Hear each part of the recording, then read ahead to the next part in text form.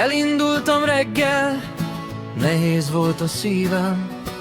A város csak zúgott, de csend volt a mélyben.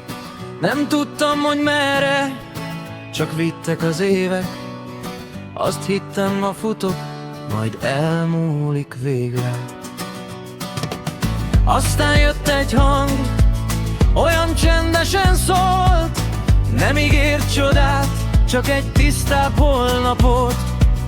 Shaw mester mondta, állj meg egy percre, nem a világ ellen harcolsz, hanem saját magad helyett.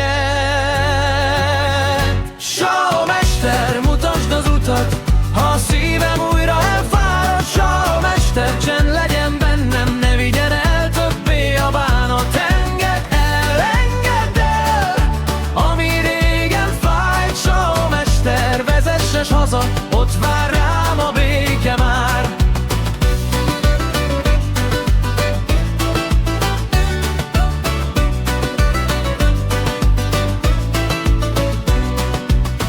Anyám is mondta régen, fiam, ne égj el, nem minden csatát kell megnyerni erővel.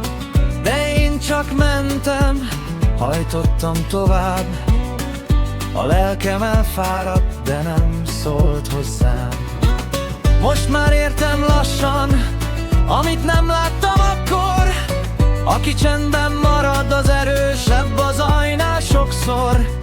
Shaw mester mondta, ne félj a csendtől, aki befelé indul, kijön a sötétből. Shaw mester, mutasd az utat, ha a szívem újra elfárad. Shaw mester, csend legyen bennem, ne vigyen el többé a bánat. Engedd el, ami régen fájt. Shaw mester, vezess haza, ott vár rám a béke már.